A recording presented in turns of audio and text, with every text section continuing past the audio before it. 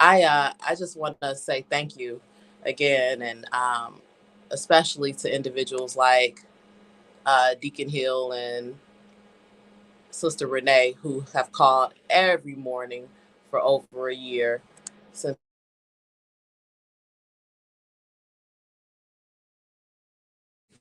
and that and that there were those that were listening and praying with me and worshiping with me. And I appreciate you, and God bless each of your families. And Deacon Hill, sounds like your health is back. And Sister Renee, been so excited with you as your kids, your daughter graduated from college, and you've conquered and doing better with your health. And we've all made it. So um, just give me a couple of minutes for my caller to my guest to join us and call in, and we are with you. So, I said the prayer, and while we're waiting on her to call in, we might as well talk about what's going on out here in this world. Wait, oh, is that her?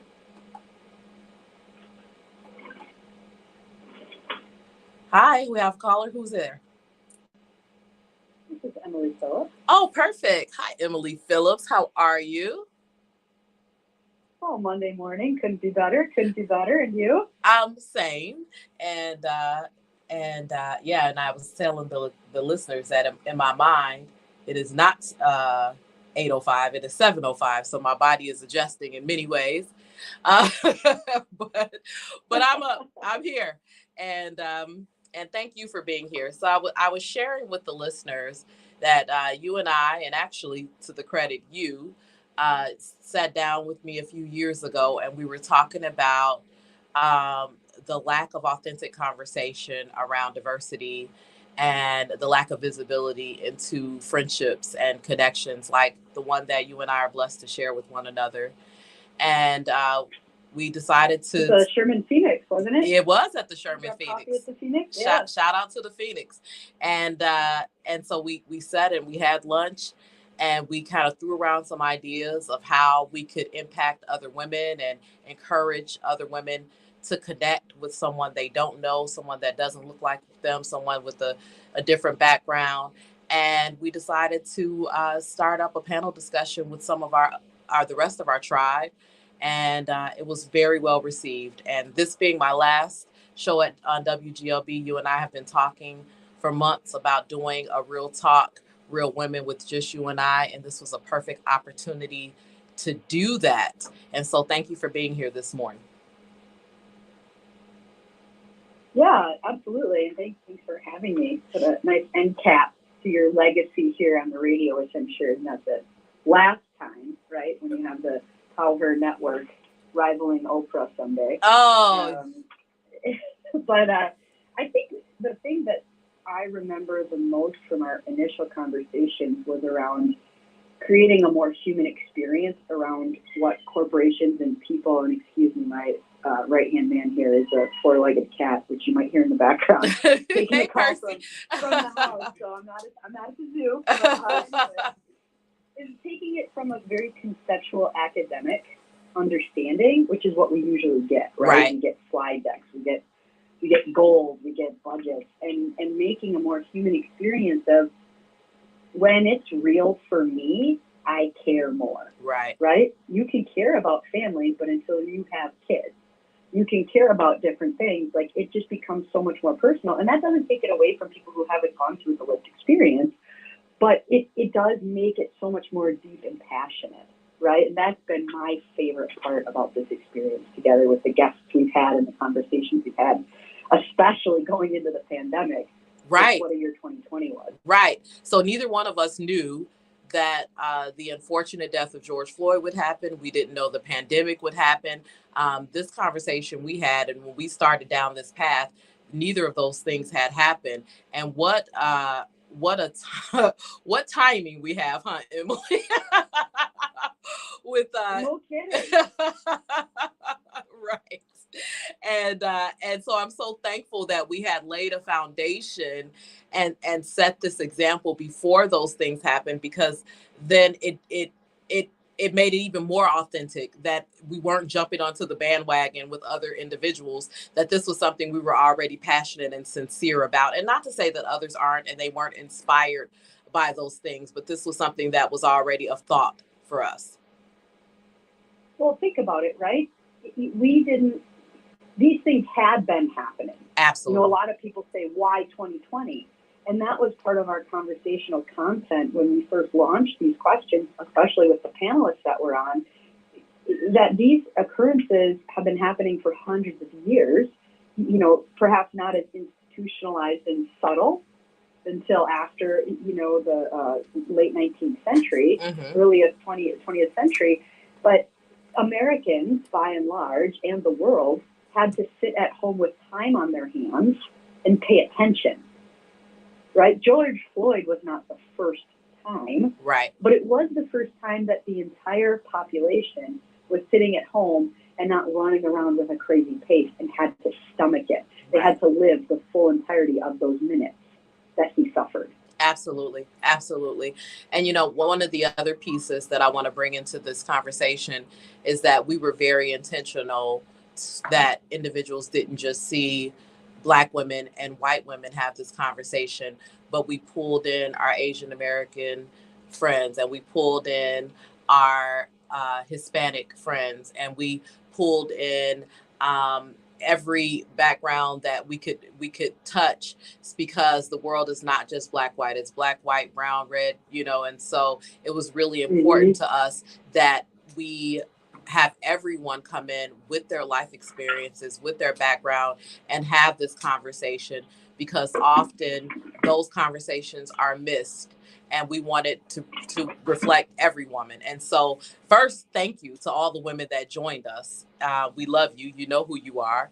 But also, second, again, what a precursor to what was to come, because since then, we had the issues of Asian hate bubble to the top since that conversation started, and terrorism against Asian American Pacific Islanders. We've also had Jewish people. Yes, absolutely. We've had Jewish people. We currently have what's happening in Ukraine happening, and there is even issues there. It's being reported that those of African descent that are trying to leave Ukraine are being treated differently at the border, so much so that the president of Ukraine had to make a statement, and the UN, that now is not the time to be picking and choosing who gets out first. It's just important that everybody is allowed to go home safely. And so the world is up in arms in so many ways. And it's important that we as women, with our influence, and as leaders with our influence, and as mothers with our influence, move forward. So I want to share, we've gotten so many questions. And, one of the things I was thinking about as I was coming in is, I was thinking about, we got a question, 2 years ago. And I'm sure you remember this, where a woman said, I have a college age son who thinks all Black men are mean or criminal, and I'm not sure what to say or do to him, or to do to change his mindset. And you answered this so prolifically when you asked, you said, well, what are you telling him at home? Like, it starts at home, and we all chimed in on that. And I think, who are your friends? Exactly. Who are the family friends? Exactly. How has your son been socialized? Exactly. Because, one of the most important things that we can do, Emily isn't just my friend right here on the radio. She isn't just my friend that I run to lunch with, that my children ever see. Like, very much so, she is a part of my family. And that being said, my kids are very much in tune and aware that I have this tribe of women who are very close to me, that all may look different and come from different backgrounds, and and they love their TT Emily so much so Emily, we're not showing her face because she's got a radio face on like me today, but hey, now speak for yourself. I know you probably look amazing. I'll speak for me, but there's all these little pop-ups downtown and empty storefronts, and Emily happens to be one of the individuals that was made into a cartoon illustration to advertise those storefronts. And my daughters, the one of the things they did this summer that they thought was the most fun was to find Auntie Emily in the windows. And this was on their own, because they know that our friendship is authentic. And so I want to start there to say to anyone listening, especially knowing that the listeners of this station are predominantly African American, that I want to encourage you to show diversity at home first, that it starts there. Because just like that white woman asked us about her son, we know that there is a history, and rightfully so in some areas, of African Americans having a lack of trust as it relates to other races, and how we have been treated and how we continue to be treated. And but the only way to have change is to be the change you want to see, to quote Gandhi. Anything you want to say about that, Emily? Well, Tammy Garrison, big shout out to her, one of our first contributors as well, told me a long time ago when we had first met. She said, friends are the family you choose. Mm-hmm. And when you have a family, that becomes so much more important, and that your children will pay attention much more to what you do than what you say. Yes. Which scares the absolute daylights out of me now that I just had a child. I'm auditing all my routines, all the media, right? Right. I have these little eyes. I'm not fooled by the screens and the demands. Right. Right. I'm on notice. Right. But, friends are the family you choose, and creating, to your point, the authentic connection, if it's rooted in curiosity, if it's rooted in learning, being part of what, let's take a corporate term, old company, right? Old co, new co. What is the society in the country that you want to be part of? Mm-hmm. And if you sit with that at a really high level, there are a lot of white people who are really quite comfortable with the way things are today, and they don't care. And then there are a lot of white people who do care, but they don't know how. Mm-hmm. And so they instinctively reach out to other races and cultures for them to educate themselves instead of doing the work themselves. And I think that if we start with ourselves, right, any leadership journey starts within.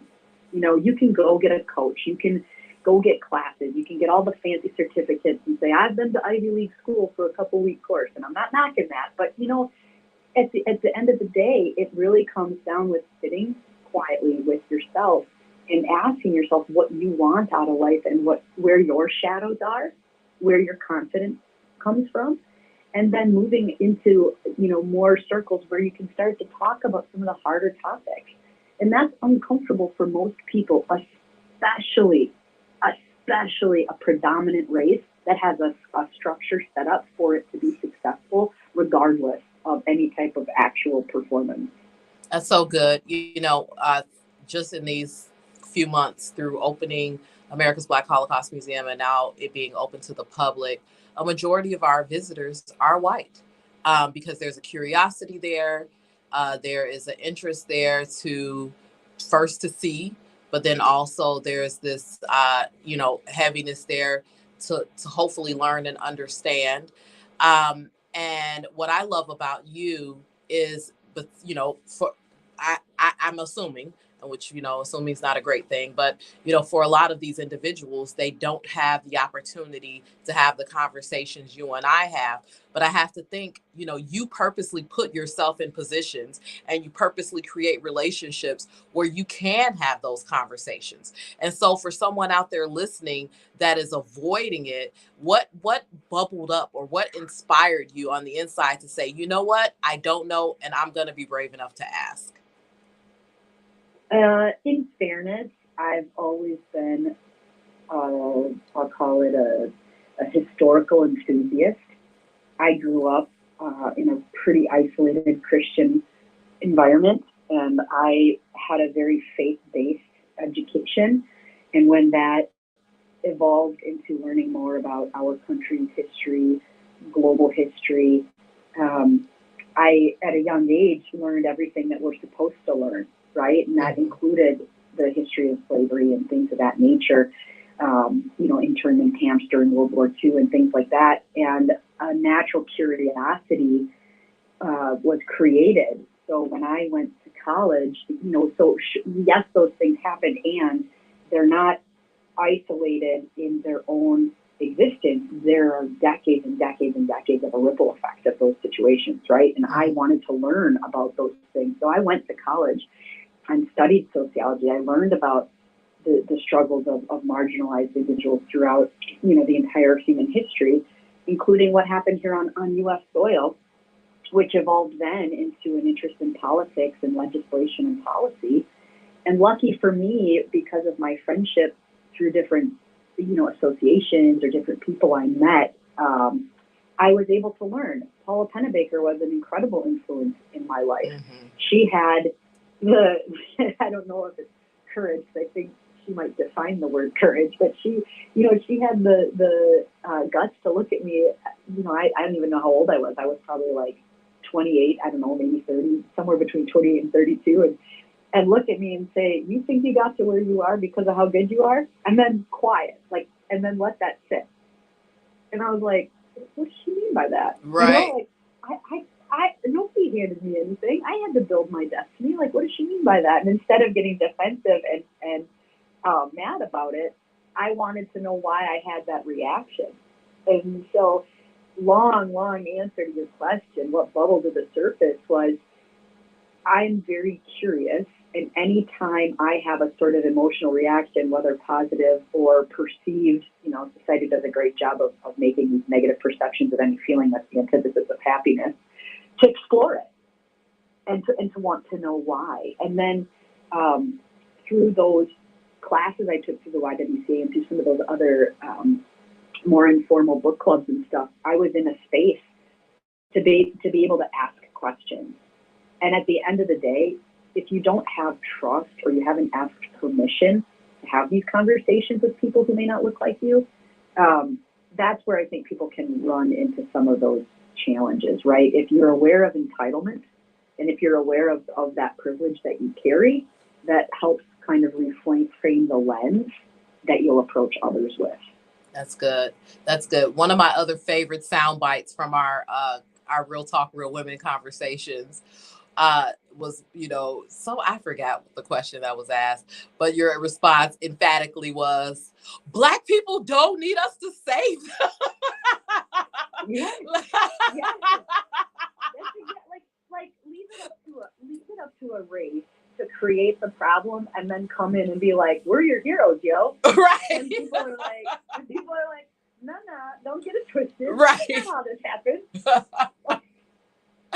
Right. And that's exactly right. Yes. That's just some of the micro actions you can take as a person to say, oh, maybe my connections with the media or my connections, my political capital, my social capital isn't all a result of how brilliant I am. Maybe it's because I'm in the right place at the right time, and that's the result of the way the world's set up. So if I'm given the opportunity to sit on a panel or get an award or join a board, maybe instead of walking through the door myself, I hand that opportunity off to somebody who is hands down equally, if not more brilliant than myself, and give them a shot. And that isn't me doing anything other than broadening a platform. Absolutely. That isn't me helping somebody or saving them or doing something. That's me recognizing that the structure is not equitable, and I have the opportunity to create a more equitable structure. Right. And that's something, as women, that we need to do across the board. So it's phenomenal when an ally or accomplice, as we like to say, does it for someone of another race. But it also, even within the Black community, I really took to heart when you said that and started thinking about my African American mentees and younger, or even Black women the same age, that perhaps were not in the rooms that I'm in, not invited into the spaces that I'm invited to. not offered the opportunities that I'm offered, how can I reach back and bring them? Because even within our own communities, as women, especially, millennials and younger, are like, no one wants to mentor us. No one wants to, reach down and lift as they climb. And so this is an ongoing conversation amongst women, regardless, it's ageism, within the Black community, colorism. Then on top of that, we have, the difference with, between whites and Blacks. And so this is just an ongoing thing that I want to encourage every woman out there. If there is an opportunity for you to give space to another woman, to do it, we all have the opportunity to influence in some kind of way, shape, or form, even if you don't think you do. And so how do you use that influence, and how do you actually open a door or pull up a chair for the woman right next to you? And it's a hard ask. Women by and large, regardless of race, are raised to be people pleasers. We are raised to constantly stretch all 100 cents of our dollar to 200 cents to take care of every person before ourselves. That is ingrained in us. Not only biologically are we caregivers, but then that's ingrained in us socially. Right. Through our parents, through society, through our education system, all of it, right? You don't see little boys playing with cooking sets or dressing babies, right? So that goes on as we're older. So and again, this is a broad brushstroke. I'm not pretending to be a gender expert. It's just my anecdotal experience and observation. It's a hard ask. Right. Because we are hungry for validation and recognition. Because since we've been walking, we are asked to do more than the majority of our male peers. Absolutely. Right? So our quote unquote good deeds, or our civil servitude, or whatever it is like, 20x to a dude's 1x. And there's no offense to dudes, because I know a lot of guys out there who bust their tail, whatever. It's just how society is patriarchy, right? Right. And that's a tough ask. And so for me personally, this is the only experience I can speak to with passion, is that I have worked really, really, really hard to find alternate ways to measure myself and create that source of validation versus external recognition. Because if I am giving up something for someone else, which is the emotive aspect of that ask, then I feel that FOMO, right? I'm missing out if I'm not getting an award. But karma is real. Right. She might not act as quickly as we want her to. Right. Right. Karma, I hope you're one of the callers. Right. Right. We'd appreciate some urgency in this life. Right. But,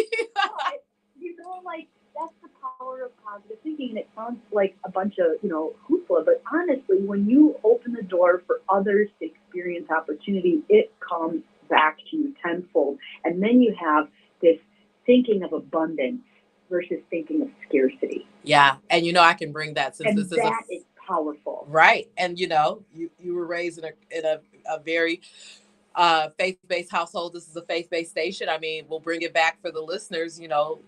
It's that love your neighbor as you love yourself, really, is what you just really explained. And that's what karma is. It's whatever you sow, you shall reap.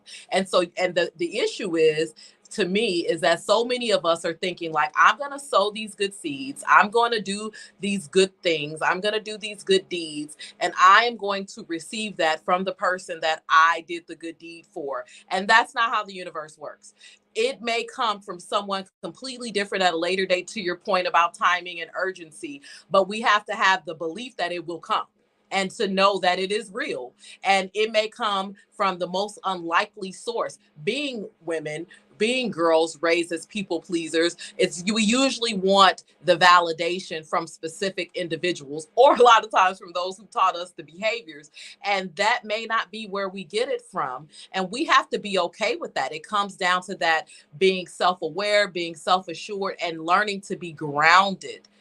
in who we are as women and in who we are as individuals, and not necessarily looking for that external validation and that whole I am enough. I know I know you got a lot to say about that. Go for it.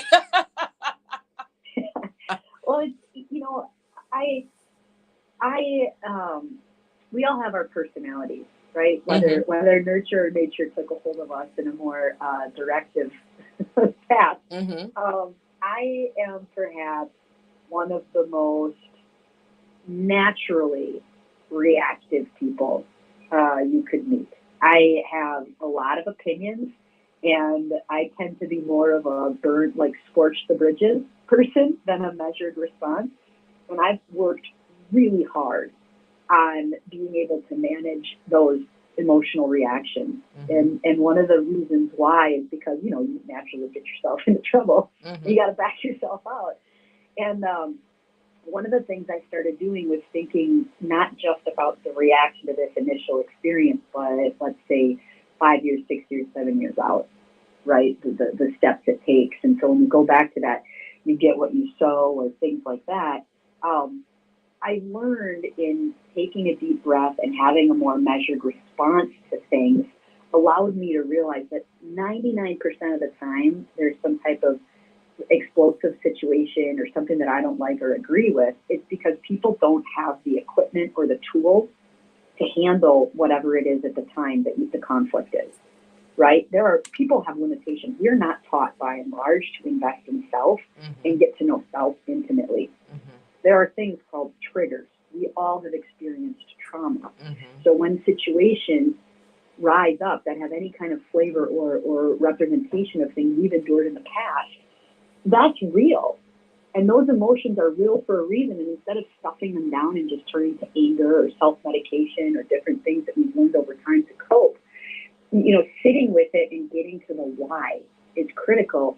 And then if you keep expounding on that why, to think about it more broadly of what am I doing on this earth? What has God asked of me? What is my purpose? Again, the initial reaction, but then 1 step, 2 step, 3 step, 4 steps out. How does what I do today not only impact the other person, but more importantly, impact myself? Because if I'm not taking care of myself, right? There's a reason on the plane they say put your oxygen mask on first, because if you run around trying to help everybody else, you're dead. Right. And you can't help anybody else. But if you put your oxygen mask on first, you could save 10, 15, 20 people. Right. And that's I think, again, I go back to what is leadership all about? It's about understanding intimately who you are, what you've been through. I talk to my therapist all the time about situations, and she says, Emily, you're asking the wrong question. You're asking, well, what's wrong with me? How can I be better? Instead of what has happened to me and how has that resulted in the way I behave today? Yes. It's one of my favorite books I read last year by Dr. Bruce Perry and Oprah Winfrey. And it was all about shifting that narrative from what's wrong with me to, the book is called, what happened to me. And if more people can actually have that paradigm shift of asking themselves what happened to me, because to your point, whether we realize it or not, we've all had some type of trauma. And there's certain traumas, in the book they talk about Blacks in particular having a fear of dogs. I have a daughter who has a fear of dogs, who's never had a negative interaction with the dog. And the book really helped me see that that's something that is inherent in her based on our ancestry, based on the fact that dogs were used to track slaves, based on the fact of how dogs were used during Jim Crow and with the hosing and the police dogs. And so it really helped open my eyes of that there are just some things that we don't know why, but there are some things that are triggers that may be something deep-seated and passed along to us generationally speaking. And that was really eye-opening to me. And so, to anyone listening, if you don't get anything else, that moment you want to ask yourself, what's wrong with me? I implore you to stop and say, what happened to me? Because there's something that happened that causes you to treat yourself how you treat yourself, or to think how you think. And the more that we can get down to that, the more we can have what my friend Emily is known for, which is world domination for good. There's nothing wrong wrong with running the world. Just make sure you invite other people to the table. Exactly. And everything you do, we want to do it for good. Yeah, I think that you know, the other piece around that too is what I've learned personally is that what served me while I was growing up. So my life, I went through some really serious trauma starting in my teenage years, all the way through my early 20s. And what served me at that time in order to get me to where I am today may no longer serve me anymore. And that's uncomfortable. You know, I'm, again, not a psychologist. I'm not a therapist. I don't pretend to be one. I don't play one on TV, maybe on the radio just for today. But, that's hard, right? Grief almost has like a two-step process, right? Because then it's when trauma occurs, and then it's also in letting go of it. It's not to deny that it occurred, but it's to transform what happened. Right. And that what served you in order to survive may not serve you any longer. The tools that you use, the coping mechanisms that you use to get you where you are today, don't feel shame about it. Feel pride, feel success that you thrive, and also have the courage and strength to know that you can let them go, right? Pain that is not transformed is transmitted. And this whole world is just one big, gigantic trauma walking around, lashing out at each other. Absolutely. And, you know, you took the word. So we often have, this is a real friendship. And I was literally about to say pain that hasn't been transformed is transferred. So same thing, transmitted. So it's so important that we sit with it, that we don't try to pretend like it didn't happen. And so we can go through, if you want to go through the stages of grief with it, if that's what you need to do until you accept it, so you don't transfer it, especially as parents, especially as leaders, because, you know, that is like this whole, you know, there's this whole transformational leadership. Everybody, I'm a transformational leader. I'm a transformation coach. And it's like, have you transformed what's happened in the pain that you that impacted you and that shaped you into who you are? Or are you just transferring that? You know, so many of us are being mentored by failures. They're mentoring from this place of, it didn't work for me, so tell me why it's not going to work for you, versus this is how I overcame it. And that is one of those things that just gets under my skin. And so my prayer and think about, yeah, go ahead. Sean, and think about that from a generational perspective, right? So think about that from, you know, think the Me Too movement. Yes. Women have been sexually assaulted and harassed since the beginning of time. Absolutely. But it took some generational braveness and courage for that to really shift. And that's okay, because there wouldn't have been the bravery or courage to do so had the women who hadn't, you know, been there before inspired women to say, I'm doing it differently, and you raised me to do it differently. Right. We're so quick to nitpick at these generations instead of take the best aspects of them and learn from each other. Right. And, you know, and that you just brought up something that really, you know, people, you're telling me you remember now, all of a sudden you remember something that happened to you 30, 40 years ago. Oh, she knew it was there the entire time. But now, because there's this bravery and this courageous movement that's happening, now she's stopping, saying someone may actually listen.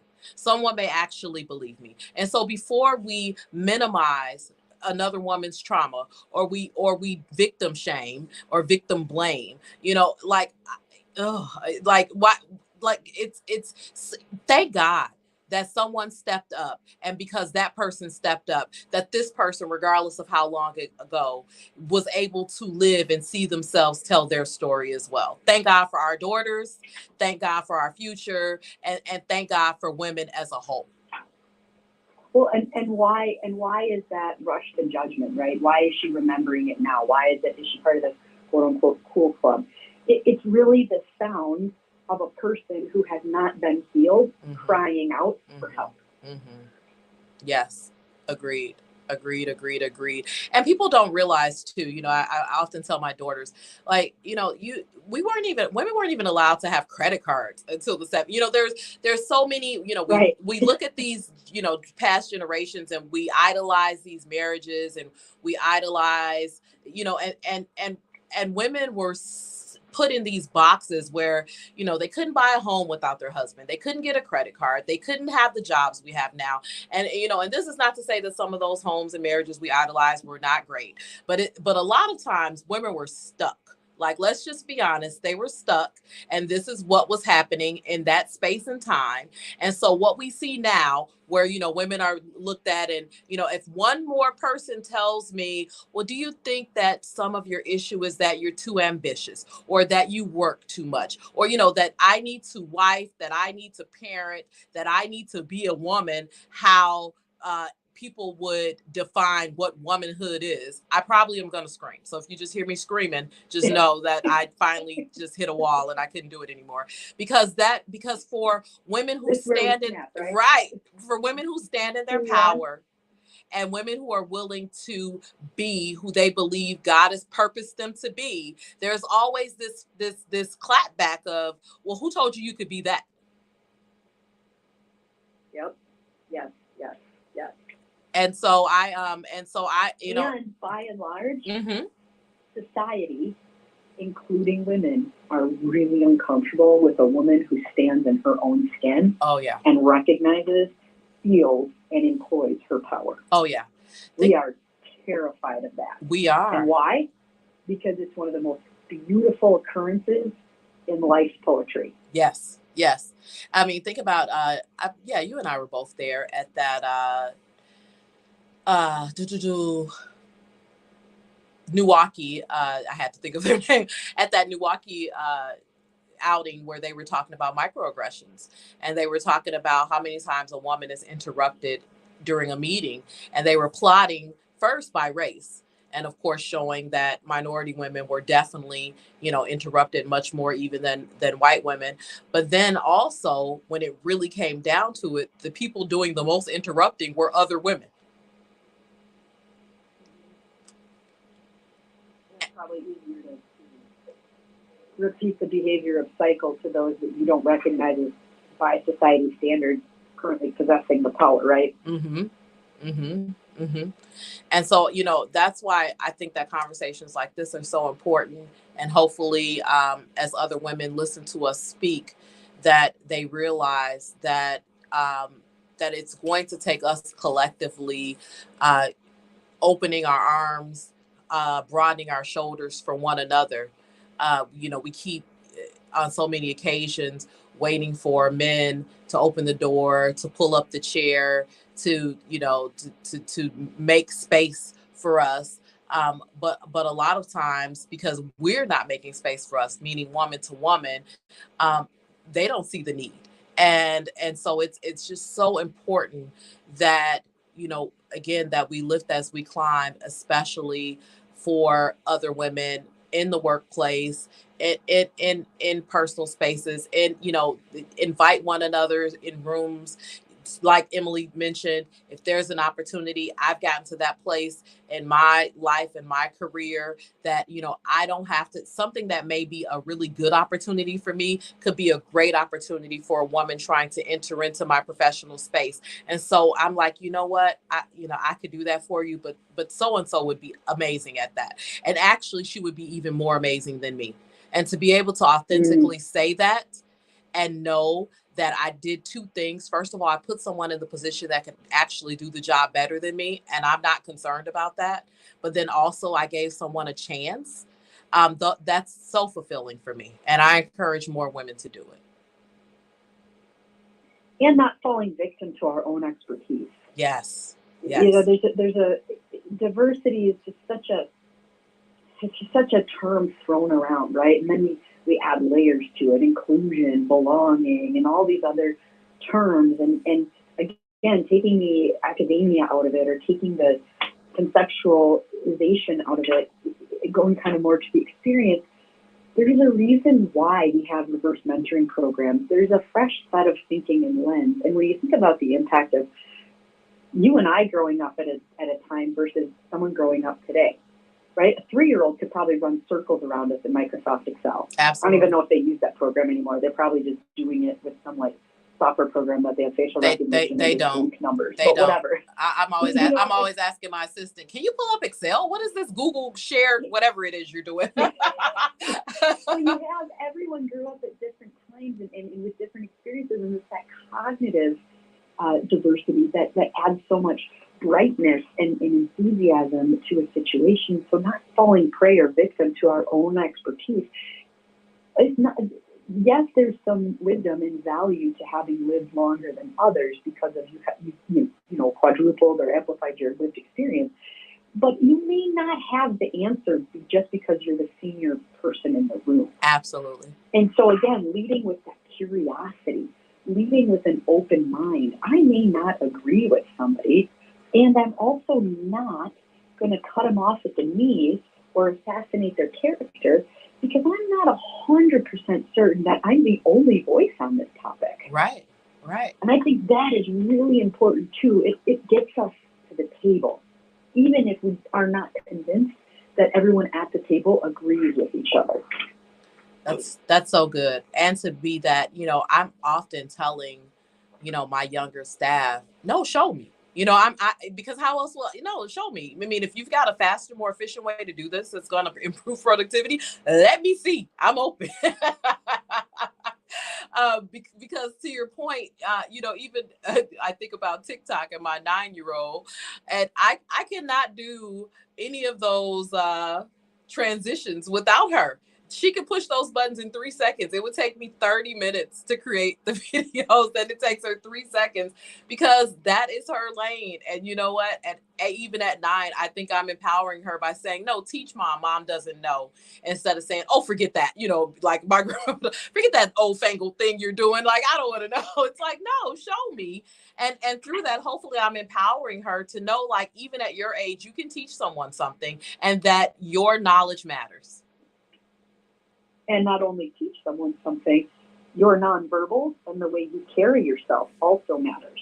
Absolutely. The more young women and young men and young non-binary individuals, if I didn't get that right, I apologize, that we teach self-esteem, confidence, and boundaries, yes, the better this place will be. Right. You don't have to say yes to everything. Right. You can admit when you are uncomfortable or you don't know something. And if somebody makes you feel bad, guilty, or stupid, then we need to have a conversation. You need to go to somebody you trust and have that conversation and talk about why it bothers you. Right. We have these instincts built into us, and yet we're socialized into quieting those voices so that we comply.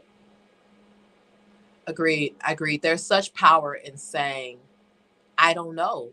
Tell me more. We don't know what we don't know. And I just wish, I encourage more people to step into being willing to ask the question of, tell me, teach me, to be curious and to be, and to have it takes confidence to admit what you don't know and to be curious, especially when you're of a certain age and you are of a certain position. But I will tell you this, it actually shows strength in saying that than to make yourself look completely stupid by pretending to know something you don't know, because the people who really know you're making it up. And I guarantee that when you say, like, I will just use my examples of sitting in a board meeting or sitting in a meeting at work or, whatever the setting is, if you say, I do not understand what you're saying, please explain it to me, there are a lot of people at the table who will probably say, oh, thank God she asked. Absolutely. Because they don't know either. Yes. And if you're not comfortable saying, I don't know, there's all sorts of ways. I mean, corporate America has created all sorts of slogans to cover up the fact that nobody knows what they're doing. Right. They're just job protecting, right, preserving along the way, right? With all these slogans, and you could, there's all sorts of ways you can shift it. I have a pretty good understanding of what you're saying. I want to make sure that it's what you are looking to convey. Right. Can you explain it in a different way to make sure that we're on the same page? Right. I mean, that's basically saying, I don't I have know. no idea what you're talking about. Right, exactly. Exactly. Could you Right. could you clarify that last point that you made? Or no, this is my could you add some color could you add some color around that? I mean, this is like a lived experience of a word problem. Absolutely. Right? Now you understand why you're trying to figure out Jeremiah's number of pencils at the train station. Right, right. Well, Emily, thank you so much for being here with me this morning on my last show for now. I love you dearly. I appreciate you. Thank you for all that you do in this community, seen and unseen. People have no idea. And, I just appreciate you and who you are in my life and who you are in the lives of so many others. And you are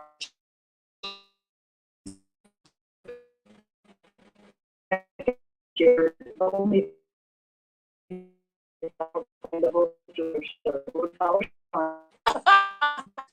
She's the one with the microphone. I'm behind the scenes. But thank you so much. It's a great honor to be part of this special day. And like we say,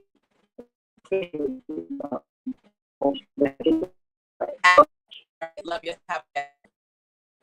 Bye-bye. Thank you to my good friend Emily Phillips. As you can tell, we get really excited talking to one another, and I pray that everyone listening has friends that there's a point in the Bible where it talks about when Elizabeth and Mary were both pregnant, and so Elizabeth being pregnant with Paul and Mary being pregnant with Jesus, and when they got near one another, both babies leaped. And so I like to analogize that to the excitement we have about fresh ideas, fresh concepts, fresh thought. And I pray that the people you surround yourself with makes the baby, your purpose, leap on the inside of you.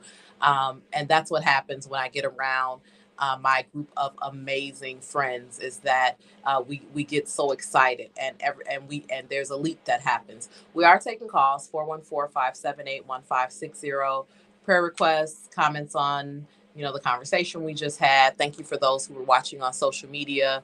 If you get nothing out of it, what I pray you get out of it is to expand your idea of what friendship looks like, expand your idea of what your tribe looks like.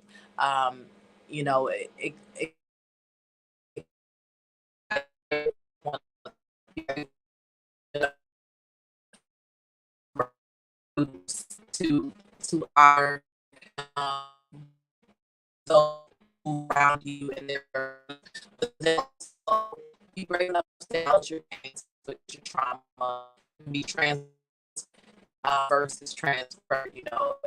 It's that the transform of word, that word transformation is used in the Bible on so many occasions. And so there is when you think about Jesus, when he just took the three up to the mountain, and they watched the transfiguration, like there is something so powerful about the willingness and the opportunity in life to have a truly transformational experience, and then to be able to share that with others, to influence, to impact, to inspire them transforming and to becoming a new creature in Christ, which is the goal of every believer. And so I just want to thank you all for that. And it's something that's very near and dear to my heart. And I think that the way that we start that is through authenticity, but also, the Bible tells us that the people perish for a lack of knowledge. And so a lot of what we share is not necessarily stupidity. It's ignorance. It's the ignorance is the lack of knowing.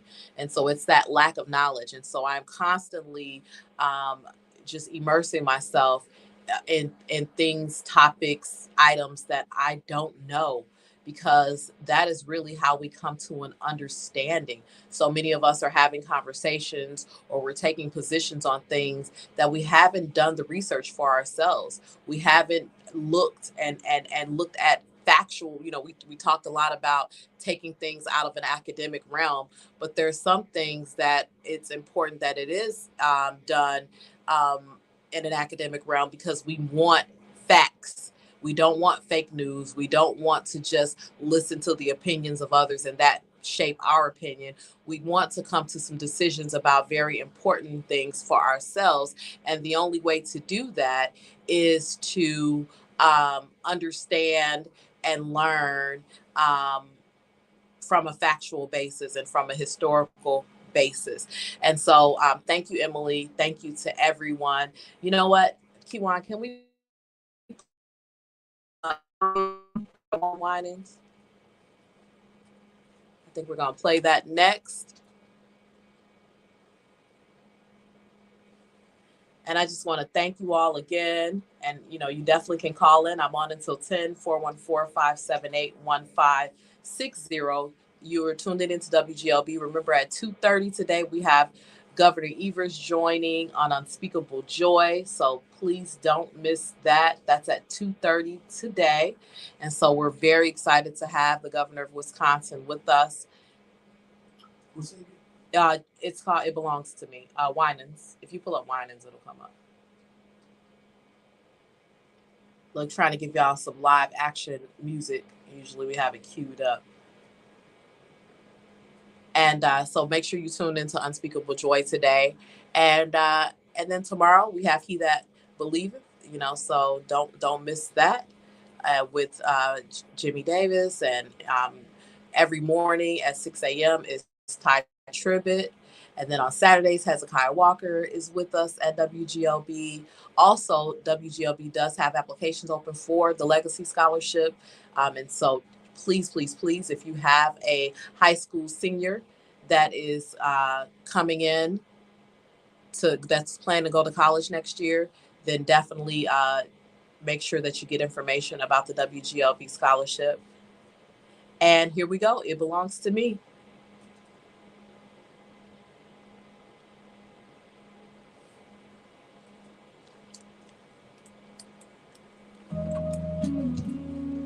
Bye. Okay, now